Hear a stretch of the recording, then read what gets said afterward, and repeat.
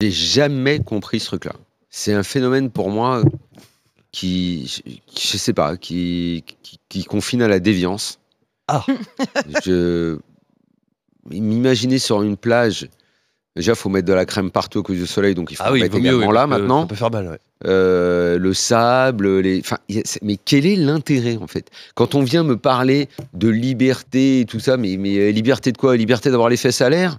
Enfin, c'est quoi la liberté d'avoir les fesses à l'air en fait? Si tu regardes aucun intérêt. C'est juste derrière, il y a une forme d'idéologie, il y a, je le répète, une forme de philosophie. Une philosophie. Mais une philosophie de quoi? Pendant une époque, c'était beaucoup au Cap d'Agde et tout. Qu'est-ce que ça donnait? Des partouzeurs, quoi. Non. C'est ça. Si tu regardes le sondage de l'Ipsos, alors il y a plusieurs raisons qui sont invoquées. La philosophie de vie, c'est les raisons numéro 1. C'est quoi la philosophie de vie d'avoir les fesses à l'air? Martin va t'expliquer. Ce que dit, c'est que ça nous permet aussi d'accepter son corps. Ça peut entraîner des dérives. C'est aussi quelque chose qui revient régulièrement dans les. Donc montrer son sexe, c'est on accepte son corps. Non, mais ça permet de se sentir plus près de la nature également. Et en gros, plus près de la nature. Bah oui, 31%. Le moustique qui va venir te piquer sur le sexe, tu vas voir, tu vas être plus près de la nature. 31% des personnes interrogées. Mais en fait, tous les arguments sont stupides. Mais les arguments sont complètement stupides. Ça, c'est ton avis. Le seul intérêt dans un code naturiste, je le vois pour l'homme qui veut aller dire à une femme qui lui plaît, elle va lui répondre bah oui, je vois quoi. C'est aussi synonyme d'une vie saine, nous disent les personnes. Au moins, le constat sera fait. Daniel, ça se passe pas comme ça. Ah oui, ça se passe comment? Dans certains endroits peut-être, mais il y en a. Les arguments que Martin vient de lire ne tiennent pas la route. Alors une seconde. Jean-Philippe, le plus près de la nature, parce que tu vas avoir le sexe, il va rouler dans le sable. C'est quoi l'intérêt? Traîner dans le sable. Il va traîner dans le sable. Alors, moi, je même pas hygiénique en fait. Attends, regarde, c'est forcément des gens sales déjà. On a un expert avec nous, donc on va lui poser des questions. Ouvre tes chakras, Daniel. Jean-Philippe Doux. Non, alors moi je l'ai vécu quand j'étais petit. Mes parents ont essayé. C'était du côté d'Agde. Alors c'était pas au Cap d'Agde, mais c'était dans ce coin-là. Non mais tout s'explique. Non mais en effet, il y a des déviances sexuelles qui sont autour du naturisme. Mais il y a aussi un naturisme où il n'y a aucune déviance et familial. Et familial. Et justement, et l'acceptation de son corps, Daniel, pense à tous ces jeunes qui ne voient des corps nus que de corps de top modèle, etc. Là, tout d'un coup, ils voient des sites porno. Mais si t'as un maillot de bain, tu le vois pareil, le corps. Non, c'est autre chose. On voit. Mais comment ça, tu vois pas? Tu vois pas si le mec est gros, tu vois pas si le mec est baraqué. On voit des corps et des sexes qui ne sont pas des corps et des sexes de couverture de magazines porno, etc. On le voit tel quel, et du coup, on peut mieux s'accepter. Et je trouve que, voilà, en tout cas, à la plage, moi, je suis pas contre. À la plage, en plus, nage. Et Daniel, cet été, ce que tu fais, tu vas avec ton petit maillot qui doit être très moulant, tu vas à la plage, dans l'eau, et tu nages, et tu retires ton maillot dans l'eau, personne ne le verra. Alors, pour le coup, j'avais déjà entendu cet argument, donc j'ai voulu essayer discrètement, sans que personne voit. J'ai enlevé. Mais ça sert à rien. Mais ça sert à rien. Qu'est-ce qui s'est passé? T'es dans l'eau, t'es juste que t'as le sexe à l'air et l'eau qui rentre dans les fesses, quoi. Mais ça sert à rien. Mais ça rentre aussi avec ton maillot. Mais ça sert à rien. Je trouve ça très une mauvaise expérience. Mais ça sert à rien. L'homme, au départ, l'un des besoins primaires de l'homme, ça a été de se couvrir.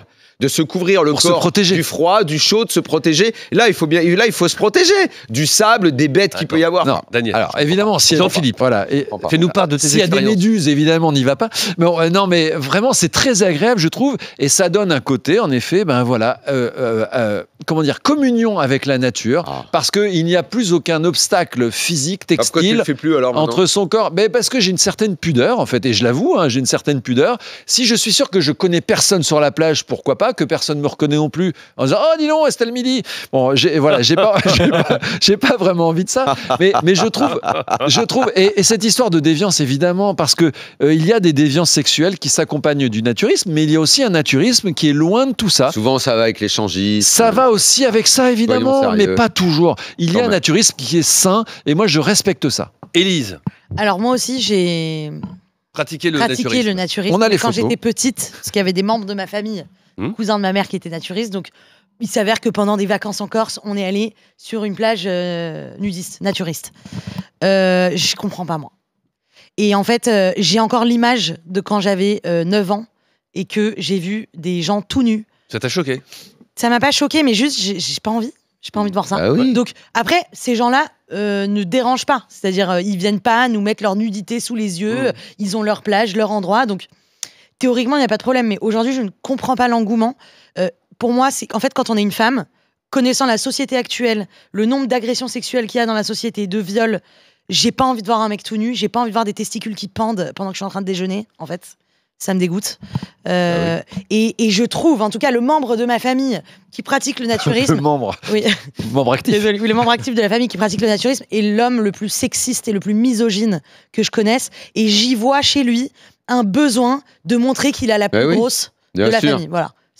Si tu veux, moi, le naturisme, je trouve ça tellement masculiniste. Je trouve que c'est une démarche de vouloir dire, eh bah ouais, je suis un homme des cavernes, je suis là et je suis tout nu. Et qu'est-ce qu'il y a maintenant ? Mais moi, je vais plus loin. Je vais plus loin. Même en ville, quand tu te balades torse nu ou en maillot, c'est inadmissible. Non, mais je respecte les gens qui pratiquent le naturisme. Ils restent dans leurs espaces, ils viennent pas chez nous. Ouais. Il y a des femmes très heureuses. C'est très bien. Non, mais il y a aucun doute. Mais sexuellement, aujourd'hui, vu la société actuelle, moi, ça me paraît impensable de me mettre toute nue à côté d'autres hommes. Il n'y a rien de sexué. En fait, le sexuel n'est pas dans le naturisme. Le boom du naturisme, seriez-vous tenté ? Vous nous appelez au 32-16. Eric nous rejoint. Bonjour Eric.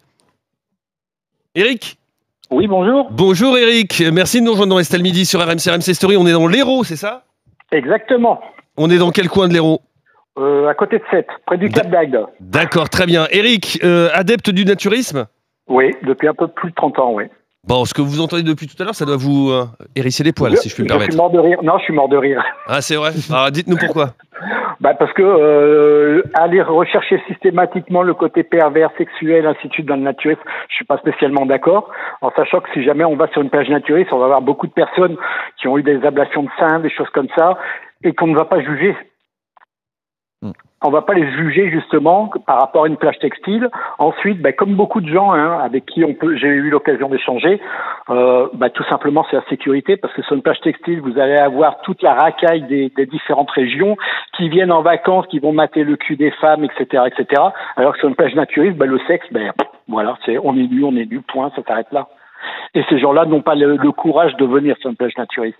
Moi, je connais pas du tout, mais Eric, la pratique, mais ça veut dire quoi ? Ça veut dire qu'à partir du moment où tout le monde est nu, on ne voit plus la nudité, c'est ça ? Exactement, on ne voit plus la nudité, on ne voit pas les défauts, les gens avec de longs bons points, les gens avec des cicatrices, des gens qui ont eu une ablation d'un sein chez une femme, des choses comme ça, tout ça disparaît. Ça fait 30 ans que vous faites ça ? Oui, Qu'est-ce que vous y trouvez ? De la tranquillité, on vient pas m'embêter, on vient pas se coller à moi, jusqu'à il y a quelques années où on a de plus en plus de textiles qui viennent faire les voyeurs, qui restent en maillot de bain sur les plages naturistes. En sens inverse, ce qui est interdit, non ? Textile, ah non, c'est pas interdit. Ah, c'est pas interdit. Non. Ah oui, alors du coup, Mais si jamais on le fait en sens inverse sur une plage textile, tout de suite, vous avez les forces de l'ordre, par contre, qui vont venir vous embêter. Donc, mais ça, j'ignorais, vous voyez, Eric. J'ignorais totalement. Je pensais qu'à partir du moment où on était sur une plage naturiste, il y avait une tenue exigée. Non, t'as le droit, il a raison, t'as le droit. Moi, si j'y vais en textile, j'ai le droit d'aller mettre des culs, quoi. Ce que je trouve pour le coup complètement stupide aussi. Ah oui, c'est stupide. Jamais je le ferais. Moi, alors pour le coup, moi, j'irais pas les emmerder. Ils ont leur plage et tout. Et ce sont souvent les plus belles plages d'ailleurs. Ils restent entre eux. Ouais, c'est vrai, il y en a des belles. Ils restent entre eux et tout. Voilà, c'est tout. J'ai pas de problème. Martin, est-ce qu'on a des messages ? Ouais, on a Nicolas par exemple qui raconte je suis pas fan du naturisme, mais tant qu'on vient pas m'embêter, les gens font un peu ce qu'ils veulent finalement. Ah oui, moi je peux pas les interdire. Nicolas sur Direct Studio. Et puis on a Dominico qui est d'accord avec ce que disait Daniel. Lui aussi, il voit un risque de déviance des mœurs.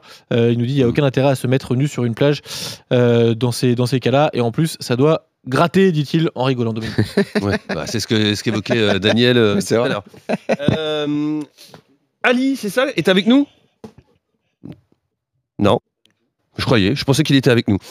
Vous continuez à nous appeler, le boom du naturisme. Seriez-vous tenté, vous nous appelez au 32-16, Jean-Philippe ? Oui, je voudrais faire un distinguo. En fait, le naturisme sur une plage, ok, pourquoi pas. Enfin, je serais sûrement prêt à le faire.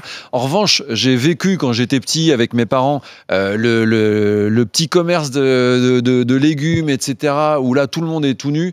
Là, je pense qu'il y a une question d'hygiène aussi. C'est-à-dire qu'en fait, vous allez dans des centres naturistes où vraiment tout se fait tout nu. C'est-à-dire que vous êtes au restaurant tout nu, vous êtes dans les commerces tout nus. Là, je trouve que c'est trop. En revanche, quand on est dans un lieu naturel comme une plage sur du sable, comme même dans un camping, dans un camping qui est vraiment naturel, je peux comprendre que les gens aient envie vraiment de se libérer de ça. Et puis alors, il y a un côté très universaliste, parce qu'en fait, il n'y a pas de marque, il n'y a pas de distinction de richesse, parce que quand on est nu, on est vraiment nu. On parlait Martin aussi. Ouais. C'est-à-dire qu'en fait, voilà, c'est juste, on vient tel qu'on est, et il n'y a aucun, tu disais tout à l'heure, masculiniste. Moi, je connais des masculinistes qui, justement, en montrent avec leur richesse, leur voiture, leurs vêtements, etc. Là, il n'y a plus ça. On est des êtres humains. Mon référentiel, c'est cette personne de ma famille que je connais, où je me dis, c'est marrant, c'est le seul naturiste, et c'est celui qui a le plus de problèmes avec sa masculinité et avec le fait de vouloir montrer son sgeg à toute épreuve. Oui, ça ne doit pas être la généralité. Voilà. Non, voilà. Ça, c'est sûr. Jonathan est avec nous. Bonjour Jonathan. Oui, bonjour. On est dans le Loiret. C'est ça. Adepte ou pas du naturisme? Alors, adepte sur des plages naturistes, non. Après, nous, la nudité, on n'a aucun souci avec ça. Moi, je voulais surtout répondre au propos de Daniel Riolo par rapport à la déviance, en fait. C'est ce que je disais à votre standardiste tout à l'heure, en fait. Il y a des déviants dans tous les domaines, en fait. Oui, ça c'est vrai, ça je peux pas. Excusez-moi, vous avez des femmes sur le plateau, donc si un homme veut violer une femme, qu'elle soit habillée ou non, il la violera d'une manière ou d'une autre. C'est vrai. Oui, c'est vrai qu'il n'y a pas besoin d'être nu pour. Je suis d'accord, Jonathan, c'est vrai. Il n'y a pas besoin de ça. Après, je côtoie des naturistes qui sont libertins, des libertins qui ne sont pas naturistes forcément. C'est un monde de respect. Vous pouvez même pas imaginer le respect qu'il y a dans ces univers-là. Merci de votre témoignage et de cette mise au point. Jonathan, qui nous appelait depuis le Loiret au 32-16, on vous a posé la question, le boom du naturisme, seriez-vous tenté? Pas tellement, non à 71%. Il y a quand même 29% qui seraient tentés.